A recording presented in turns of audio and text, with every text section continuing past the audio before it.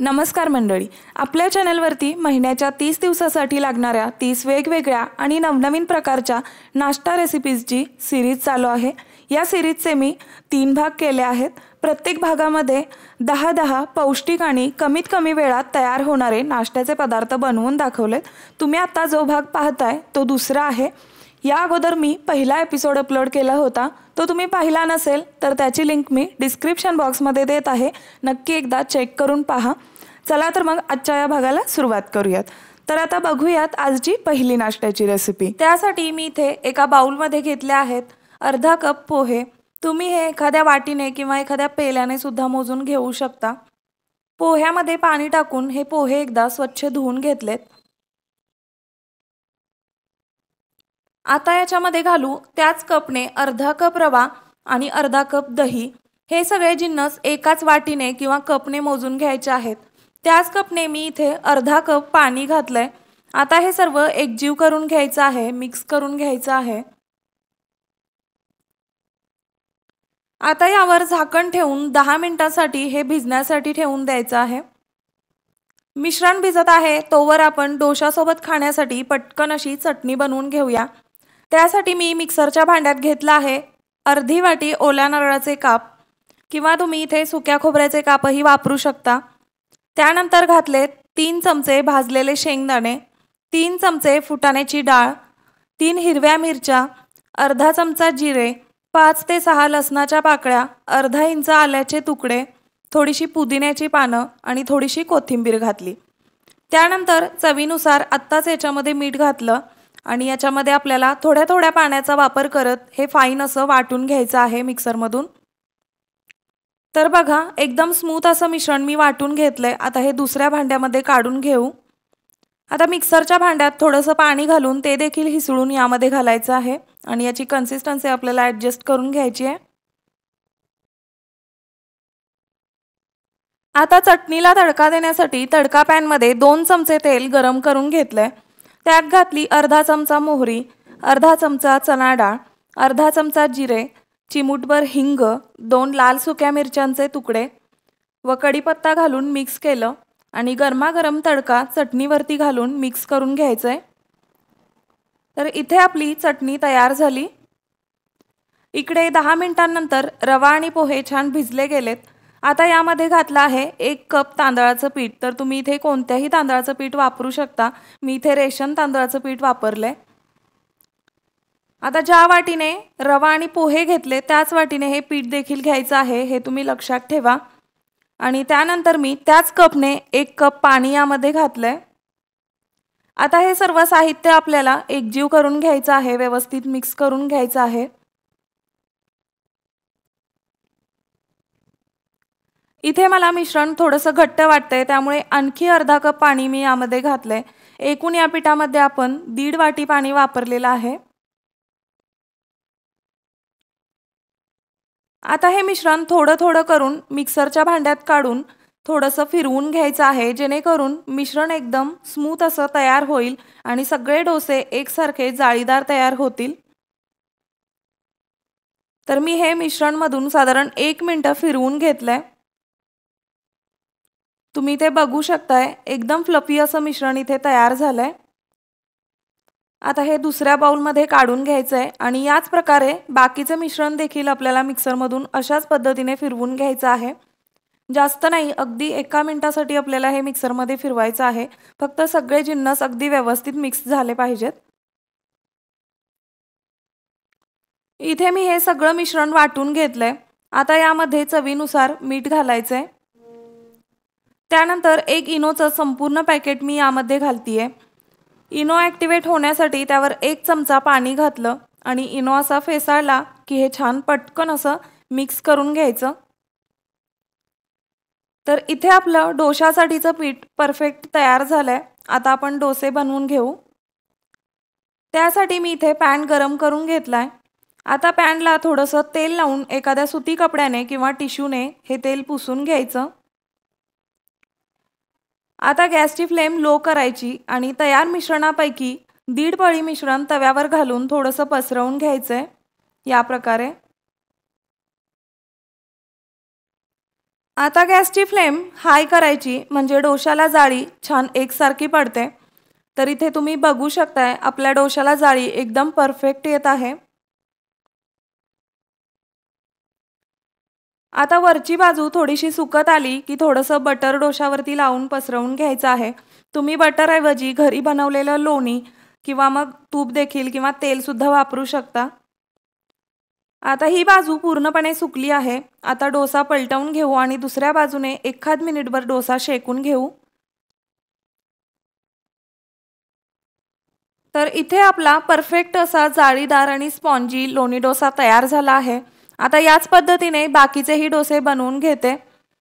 हा डोसा तुम्ही सकाळी एकदा बनवला की अगदी संध्याकाळपर्यंत असाच्या असा मऊ लुसलुशीत राहतो, अजिबात कडक किंवा चिवट होत नाही।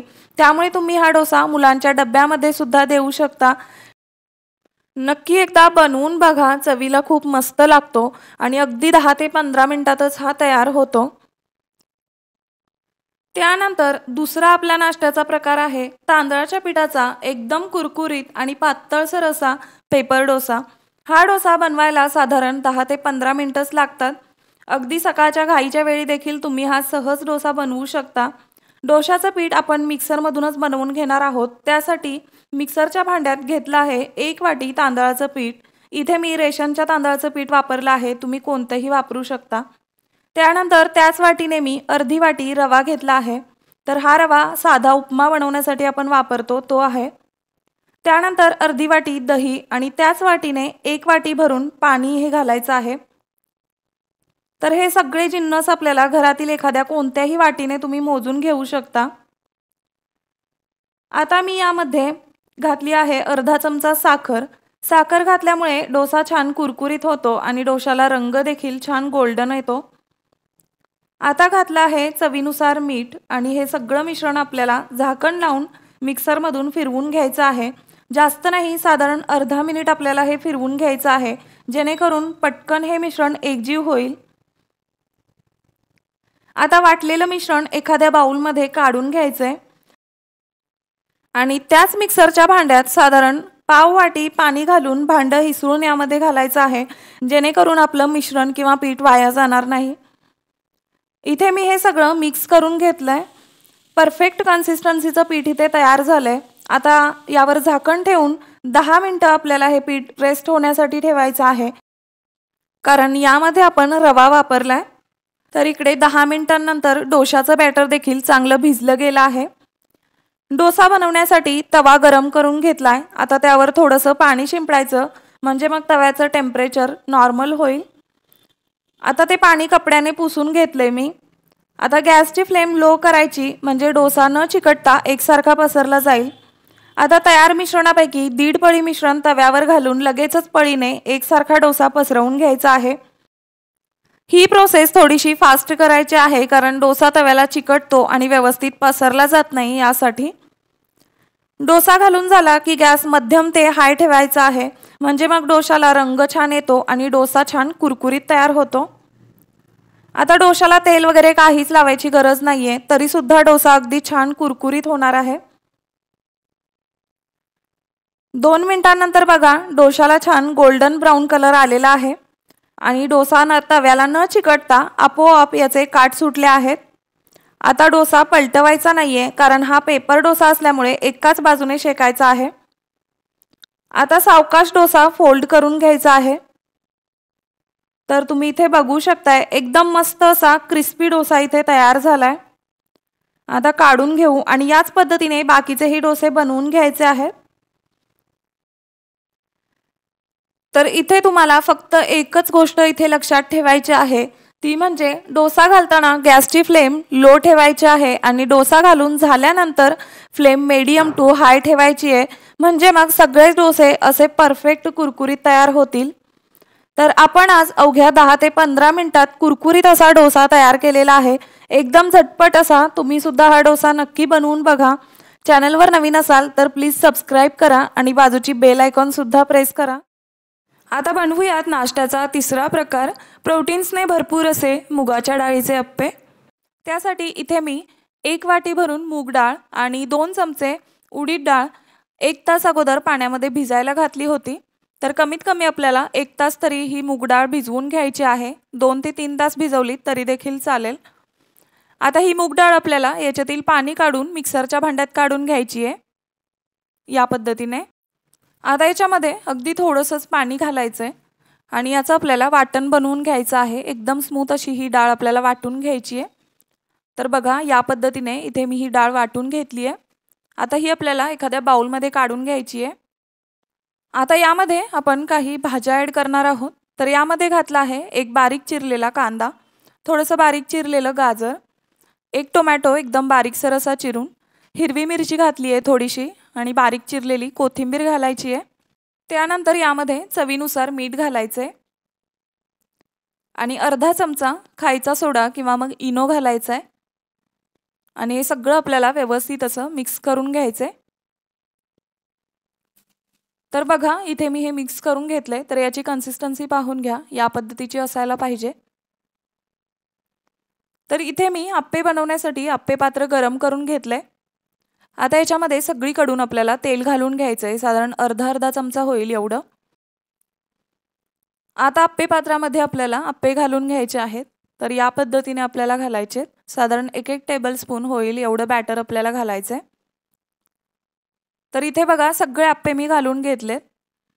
आता याच्यावरती झाकण ठेवायचं आहे आणि 2 ते 3 मिनिटे मध्यम गॅसवरती आपल्याला हे आप्पे शिजवून द्यायचे आहेत किंवा शेकून घ्यायचे आहेत। 3 मिनिटांनंतर झाकण काढायचं आणि आप्प्यांची बाजू पलटी करून घ्यायची आहे। तर बघा अगदी मस्त असा कलर आलाय आप्प्यांना। तर इथे मी सगळे आप्पे पलटवून घेतलेत। आता याच्यावरती पुन्हा झाकण ठेवायचं आहे आणि 2 ते 3 मिनिटे मध्यम गॅसवर थोडा वेळ शिजून द्यायचे आहेत किंवा शेकून घ्यायचे आहेत दुसऱ्या बाजूनेही। पुन्हा 3 मिनिटांनंतर झाकण काढलं तर इथे बघू शकताय दोन्ही बाजूंनी अगदी मस्त असे आप्पे शिजले गेलेत किंवा तयार झालेत। आता हे आपल्याला काढून घ्यायचे। तर इथे आपले प्रोटीन्सने भरपूर असे मुगाच्या डाळीचे आप्पे तयार झालेत। अगदी झटपट तयार होतात, फक्त डाळ आपल्याला थोडीशी अगोदर भिजायला घालावी लागते। रात्री डाळ भिजायला घातली तरी देखील चालेल। तर हे आप्पे अगदी मऊ लुसलुशीत होतात आणि खायला अगदी टेस्टी लागतात। चटणीसोबत खा, टोमॅटो केचपसोबत खा किंवा असेच खाल्ले तरी देखील खूप मस्त लागतात। नक्की तुम्ही एकदा बनवून बघा। आता बघूयात नाश्त्याचा चौथा प्रकार।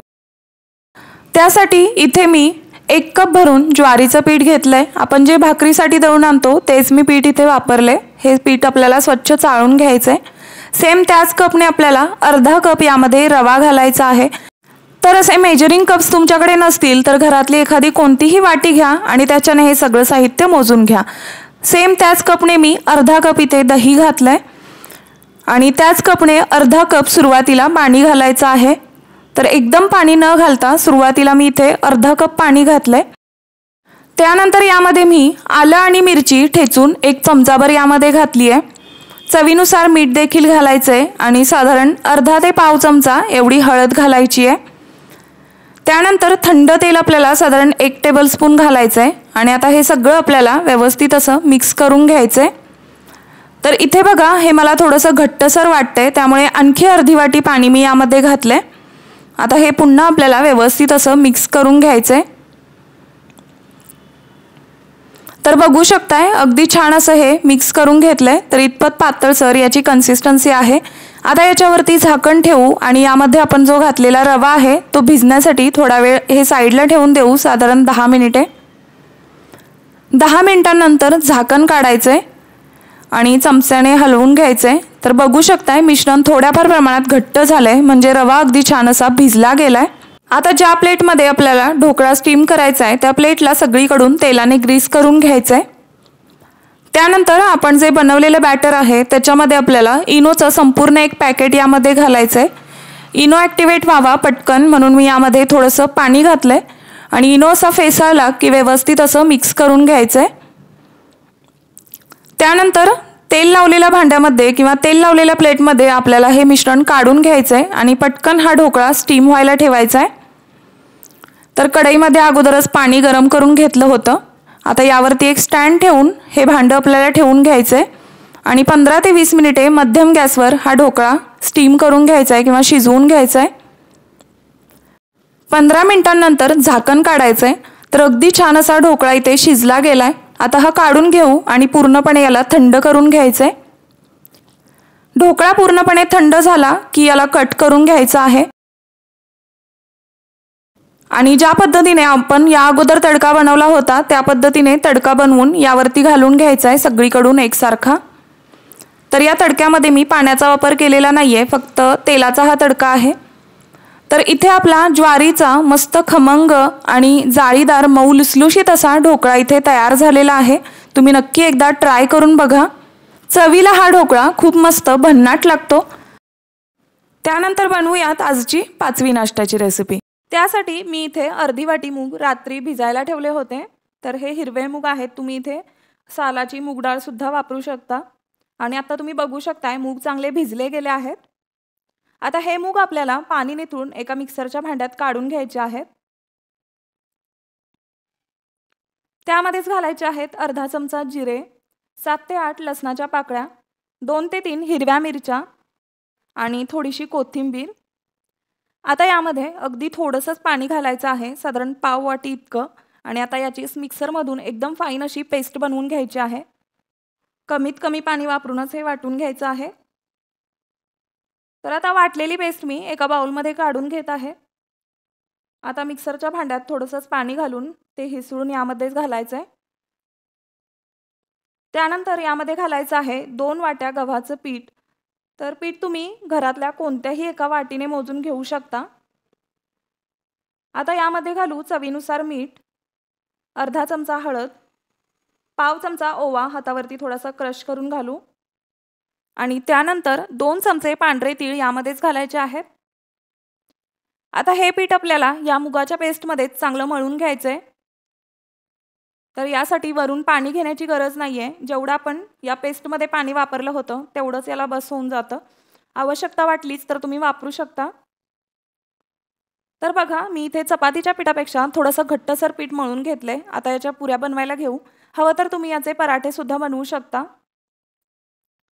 त्यासाठी याच्यातलं थोडंसं पीठ घेऊन छोटा गोळा बनवून घ्यायचा आहे आणि आता पुरी लाटून घ्यायची आहे। तर मी इथे पुरी लाटण्यासाठी गव्हाचं पीठ वापरलंय, तुम्ही इथे तेलाचा हात लावून देखील पुरी लाटू शकता। तर बघा इथे मी पुरी लाटून घेतली आहे। आता पुरी तळून घ्यायची आहे। एकीकडे पुऱ्या बनवतच मी दुसरीकडे तेलामध्ये तळून घेणार आहे। इथे तळण्यासाठी तेल कडकडीत गरम करून घेतलंय।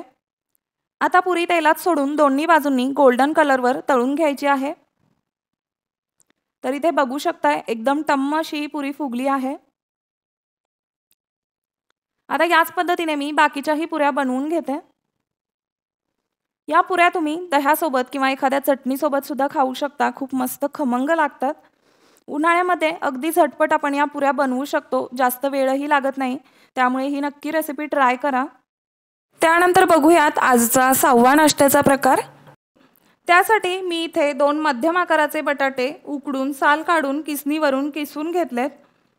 आता याच्यामध्ये घालू 1 कांदा एकदम बारीकसर असा कट करून, त्यानंतर थोडीशी बारीक चिरलेली कोथिंबीर घालू, अर्धा चमचा ओवा हातावर थोडासा क्रश करून घालायचा आहे। त्यानंतर घालायचं आहे चवीनुसार मीठ, आलं लसूण आणि हिरवी मिरचीची पेस्ट 1 चमचा घातली आहे। त्यानंतर अर्धा चमचा हळद, 1 चमचा लाल तिखट, अर्धा चमचा गरम मसाला आणि अर्धा चमचा धने जिरे पूड घालायची आहे। आणि आता हे सगळं मिक्स करून घ्यायचं आहे। इथे तुम्ही हवं तर पॅनमध्ये तेलावर कांदा भाजून हे सर्व जिन्नस परतवून घेऊ शकता, पण या सगळ्या प्रोसेससाठी खूप वेळ लागतो, त्यामुळे ही सोपी पद्धत आणि शॉर्ट पद्धत मी वापरली आहे। तर अशा पद्धतीने तुम्ही नेहमीची कामं कराल तर अगदी पटापट होतील। इथे आपलं बटाट्याचं स्टफिंग सुद्धा तयार आहे। आता याच्यातील थोडासा पोर्शन घेऊन एक गोळा बनवून घ्यायचा आहे या पद्धतीने। इकडे मी चपातीला कणिक भिजवतो तशी कणिक भिजवून घेतली आहे। आता याच्यातील पिठाचा एक गोळा बनवून घेऊ आणि थोडंसं पीठ गोळ्याला लावून व्हिडिओमध्ये दाखवल्याप्रमाणे याची एक पारी बनवून घ्यायची आहे, कारण यामध्ये आपण स्टफिंग भरणार आहोत। तर बघा या पद्धतीने याला थोडंसं पसरवत असा वाटीसारखा शेप देऊन घ्यायचा आहे। तर इथे मी पारी बनवून घेतली। आता बटाट्याचं स्टफिंग मध्यभागी ठेवून साईडने पिठाने कवर करत करत हा गोळा बंद करून घ्यायचा आहे, किंवा सगळ्या कडा वरती अशा बंद करून घ्यायच्या आहेत या पद्धतीने. आता एक्स्ट्राचं वरती आलेलं पीठ काढून टाकायचं आणि गव्हाचं पीठ लावून याचा पराठा लाटून घ्यायचा आहे. तर लाटताना इथे लक्षात ठेवा, हा सावकाश आणि हलक्या हाताने लाटायचा आहे, नाहीतर स्टफिंग बाहेर येऊ शकतं. अशा प्रकारे तुम्हाला हा पराठा जमत नसेल तर तुम्ही या अगोदर मी जो कोबीचा पराठा बनवला होता त्या पद्धतीनेही बनवू शकता. तर इथे मी हा पराठा लाटून घेतलाय. इकडे मी पॅन गरम करून घेतलाय. आता पराठा पॅनवर घालून घेऊ आणि चपातीसारखा दोन्ही बाजूंनी पराठा भाजून घ्यायचा आहे. तर मी इथे पराठ्याला तूप लावत आहे. तुम्ही तुपाऐवजी तेलसुद्धा वापरू शकता. तर तुम्ही इथे बघू शकताय पराठा छान टम्म फुगलेला आहे आणि सारण देखील अगदी सगळीकडून एकसारखं पसरलं गेलंय. आता याच पद्धतीने मी बाकीचेही पराठे बनवून घेते. आता पराठा आपल्याला थोडासा कट करून घ्यायचा आहे, जेणेकरून बॉक्समध्ये व्यवस्थित भरता येईल किंवा भरणं सोयीस्कर होईल. तर इथे बघू शकताय तुम्ही, याचं जे सारण आहे ते मस्त सगळीकडून अगदी काटापर्यंत एकसारखं पसरलं गेलंय आणि एकदम मऊ लुसलुशीत असा पराठा इथे तयार झालाय. असा हा टिफिन मुलांना द्याल तर नक्कीच मुलं आवडीने खातील, परत आणणार नाहीत. इथे मी पराठ्यासोबत दही दिलं आहे आणि त्याचबरोबर काकडी देखील दिली आहे. तुम्ही इथे मुलांच्या आवडीची फळे किंवा मग कुकीज वगैरे देऊ शकता. आता बघूयात आजचा 6वा नाश्त्याचा प्रकार. त्यासाठी बाउलमध्ये घेऊ 1 कप भरून तांदळाचं पीठ आणि सेम त्याच कपने आपल्याला अर्धा कप भरून यामध्ये रवा घालायचा आहे. तर इथे रवा घालताना कॅमेरा ऑफ असल्यामुळे ती क्लिप शूट झालेली नाही आहे. सेम त्याच कपने आता यामध्ये अर्धा कप दही घालायचं आहे आणि 1 कप भरून आपल्याला यामध्ये पाणी घालायचं आहे आणि मिक्स करून घ्यायचं आहे. तर असे मेजरिंग कप्स तुमच्याकडे नसतील तर घरातली एखादी कोणतीही वाटी घ्या आणि त्याच्याने हे साहित्य मोजून घ्या. आता यामध्ये मी आणखी पाव कप पाणी घातले, मला मिश्रण घट्ट वाटत होतं म्हणून. आणि आता पुन्हा हे आपल्याला व्यवस्थित असं मिक्स करून घ्यायचं आहे. तर इथे बघा अशा प्रकारचं मी हे मिक्स करून घेतलं आहे. आता ह्याच्यावरती झाकण लावू आणि एक साधारण 5 ते 10 मिनिटं आपल्याला हे रेस्ट होण्यासाठी ठेवायचं आहे, कारण यामध्ये आपण थोडासा रवा वापरलाय. 10 मिनिटांनंतर झाकण काढलं. आता याच्यामध्ये आपल्याला काही भाज्या घालायच्या आहेत. तर यामध्ये मी घालतीये 1 कांदा बारीकसर असा चिरून, त्यानंतर थोडंसं बारीक चिरलेलं गाजर घातले, 1 बारीक चिरलेला टोमॅटो घातला, त्यानंतर बारीक चिरलेली कोथिंबीर घातली. तर इथे तुमच्याकडे ज्या भाज्या अवेलेबल असतील त्या तुम्ही घालू शकता, जी तुमची मुलं खात नाहीत भाज्या ती. आता यावरती आपल्याला तडका द्यायचा आहे, यामुळेच आपले जे आप्पे आहेत ते अगदी छान असे टेस्टी होणार आहेत. त्यासाठी इथे मी तडका पॅनमध्ये 2 चमचे तेल गरम करून घेतले. आता याच्यामध्ये आपल्याला घालायचे आहे 1 चमचा भरून उडीद डाळ, अर्धा चमचा मोहरी आणि थोडासा कढीपत्ता घालायचा आहे आणि तयार फोडणी आपल्याला लगेचच या मिश्रणावरती घालायची आहे. त्यानंतर यामध्ये चवीनुसार मीठ देखील घालायचं आहे आणि हे सगळं आपल्याला व्यवस्थित असं मिक्स करून घ्यायचं आहे या पद्धतीने. तर इथे मिश्रणाची कन्सिस्टन्सी बघून घ्या, या पद्धतीची असायला पाहिजे. आता आप्पे छान सॉफ्ट आणि स्पॉन्जी होण्यासाठी यामध्ये अर्धा चमचा खायचा सोडा किंवा इनो घालायचा आहे. तर इथे मी इनो वापरलाय आणि आता हे सगळं आपल्याला व्यवस्थित असं मिक्स करून घ्यायचं आहे. तर इथे बघा आप्पे बनवण्यासाठी पीठ अगदी परफेक्ट तयार झालंय. आता आप्पे बनवायला घेऊ. त्यासाठी इथे मी आप्पे पात्र गरम करून घेतले. आता याच्यामध्ये आपल्याला थोडं थोडं तेल पसरवून घ्यायचं आहे, साधारण अर्धा चमचा होईल एवढं. आणि हे तेल आपल्याला ब्रशने असं पसरवून घ्यायचं आहे सगळीकडून, म्हणजे आप्पे चिकटणार नाहीत, अगदी इझिली ते पलटले जातील. आता या आप्पे पात्रामध्ये आपल्याला थोडं थोडंसं मिश्रण घालून हे सगळं आप्पे पात्र भरून घ्यायचं आहे. तर बघा या पद्धतीने आपल्याला हे आप्पे सोडून घ्यायचे आहेत. आता याच्यावरती झाकण लावायचे आणि मध्यम गॅसवर 2 ते 3 मिनिटे आपल्याला आप्पे शिजून द्यायचे आहेत किंवा शेकून द्यायचे आहेत. 3 मिनिटांनंतर झाकण काढलं. आता आपल्याला आप्पेची बाजू पलटी करून घ्यायची आहे. तर असं झाकण लावून आप्पे शिजवल्यानंतर ते अगदी आतपर्यंत चांगले शिजले जातात व्यवस्थित असे. आप्पे पलटवून झाले की पुन्हा याच्यावरती झाकण लावायचे आणि 2 ते 3 मिनिटे दुसरी बाजू देखील चांगली शेकून घ्यायची आहे. 3 मिनिटांनंतर बघा आप्पे अगदी छान असे शिजले गेले आहेत. आता हे आपल्याला काढून घ्यायचे. तर इथे आपले एकदम पौष्टिक असे तांदळाच्या पिठाचे आप्पे तयार झालेत। अगदी झटपट बनणारी रेसिपी आहे, जास्त वेळ लागत नाही। सकाळच्या घाईमध्ये अगदी इझिली तुम्ही बनवू शकाल। तर हे आप्पे चवीला अप्रतिम लागतात। टोमॅटो केचप सोबत खा किंवा असेच खा किंवा एखाद्या चटणी सोबत खा, खूप मस्त लागतात, भन्नाट लागतात। आता बघूयात आजचा 8वा नाश्त्याचा प्रकार। इथे मी अर्धी वाटी रवा घेतला आहे। हा रवा नेहमीचा जो उपमा वगैरे बनवण्यासाठी वापरतात तोच आहे। त्यानंतर ज्या वाटीने रवा घेतला त्याच वाटीने घेऊ अर्धी वाटी बेसन। त्याचबरोबर मी यामध्ये अर्धी वाटी दही घालत आहे। तर दही जास्तही आंबट नसावं। त्यानंतर घालू अर्धी वाटी पाणी आणि आता हे व्यवस्थित असं मिक्स करून घ्यायचंय आणि याच्यातील पिठाच्या ज्या गुठळ्या आहेत त्या पूर्णपणे मोडून घ्यायच्या।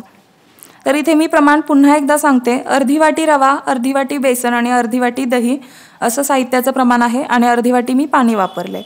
आता मी वापरलेलं हे सगळं साहित्य सगळ्यांच्या घरी अगदी इझिली अवेलेबल असतं, त्यामुळे तुम्ही केव्हाही हा नाश्ता बनवू शकता आणि महत्त्वाचं म्हणजे हा नाश्ता अगदी झटपट तयार होतो। तर इथे मी हे सगळं व्यवस्थित असं मिक्स करून घेतलंय। आता यावर झाकण ठेवू आणि 5 ते 10 मिनिटांसाठी रेस्ट होण्यासाठी ठेवू, कारण आपण यामध्ये रवा वापरलाय आणि रवा भिजण्यासाठी थोडा वेळ द्यावा लागतो। तर इथे 10 मिनिटे झालेली आहेत आणि आता झाकण काढू।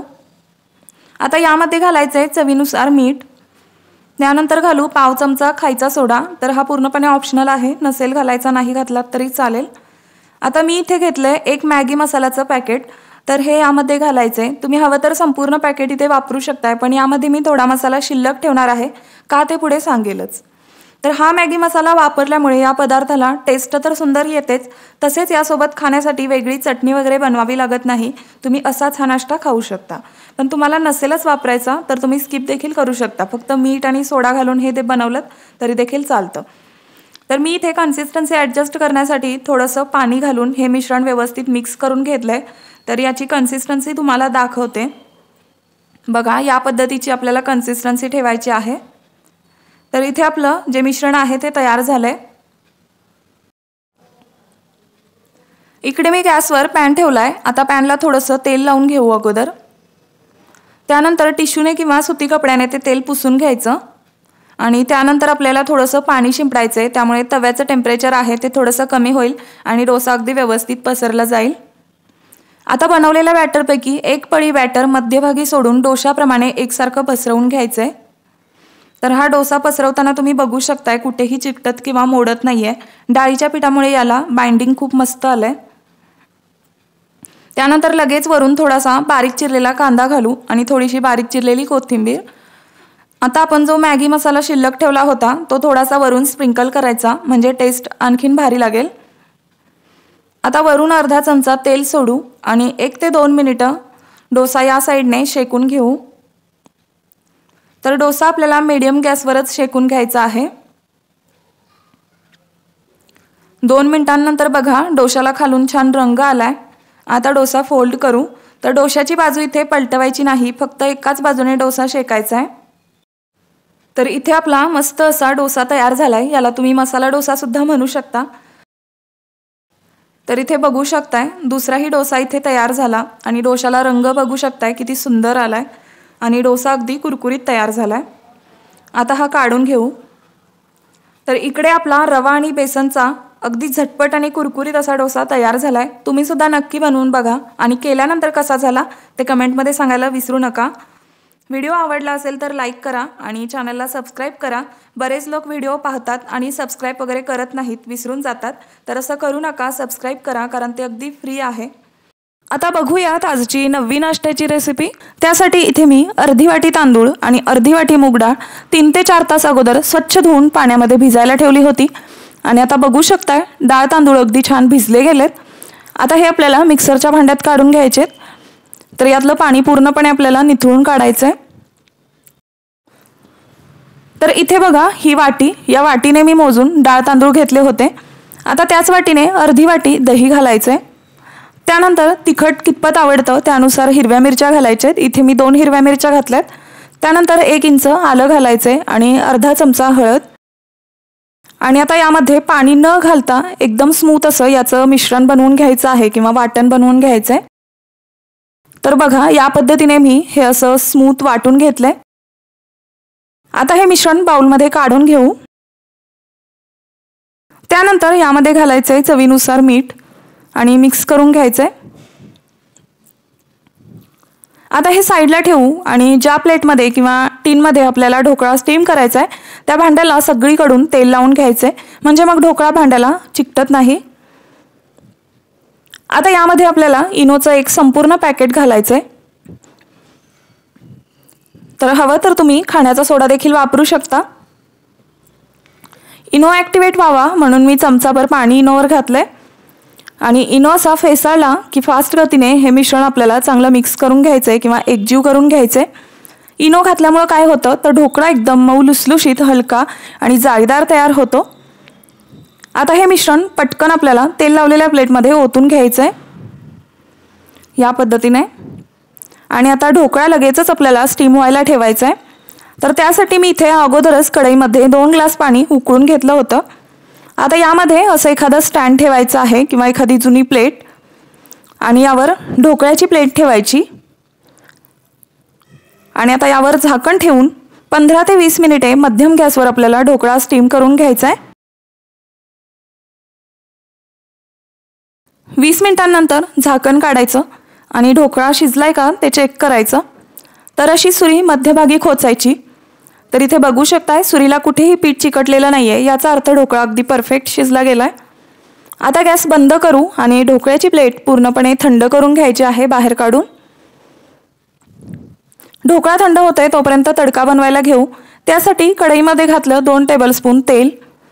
तेल तापल्यावर घातली 1 चमचा भरून मोहरी, कढीपत्ता आणि 2 ते 3 हिरव्या मिरच्या अशा कट करून घातल्यात।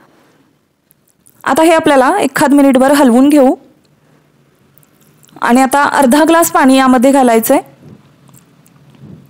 त्यानंतर यामध्येच घालायची आहे 1 चमचा साखर आणि चवीप्रमाणे मीठ देखील घालायचं आहे। आता या पाण्याला उकळी यायची वाट बघूया। तर बघा अगदी मिनिटभरातच या पाण्याला उकळी आली आहे।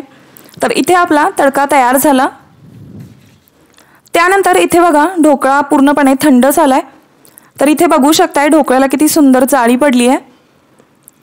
आता सुरीने ढोकळा हव्या त्या आकारामध्ये कट करून घ्यायचा आहे या पद्धतीने, किंवा मग तडका पसरवून झाल्याच्या नंतर सुद्धा तुम्ही ढोकळा कट करू शकता। ढोकळा कट करून झाला की तयार केलेला गरमागरम तडका या ढोकळ्यावर घालून घ्यायचा आहे। तर असा सगळीकडून तडका पसरला गेला पाहिजे या पद्धतीने। बारीक चिरलेली कोथिंबीर असेल तर ती देखील वरून घालू शकता किंवा ओलं खोबरं वगैरे। तर इथे बघा ढोकळा अगदी मऊ लुसलुशीत आणि जाळीदार तयार झालाय। चवीला हा ढोकळा अतिशय भन्नाट लागतो। आता बघूयात आजचा 10वा आणि शेवटचा नाश्त्याचा प्रकार। तर सुरुवातीला एका बाउलमध्ये घेऊ 1 वाटी गव्हाचं पीठ, हे मी स्वच्छ चाळून घेतलेलं आहे। आता यामध्ये घालू 2 ते 3 टेबलस्पून रवा। रव्यामुळे या पदार्थाला छान कुरकुरीतपणा येतो। त्यानंतर घालू बारीक चिरलेली हिरवी मिरची, कोथिंबीर।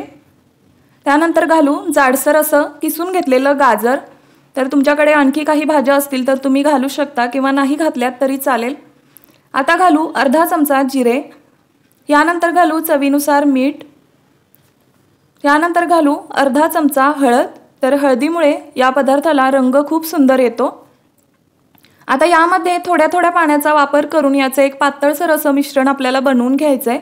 तर सुरुवातीला मी 1 वाटी पाणी घातलं आहे। आता हे मिश्रण व्यवस्थित असं मिक्स करून घेऊ।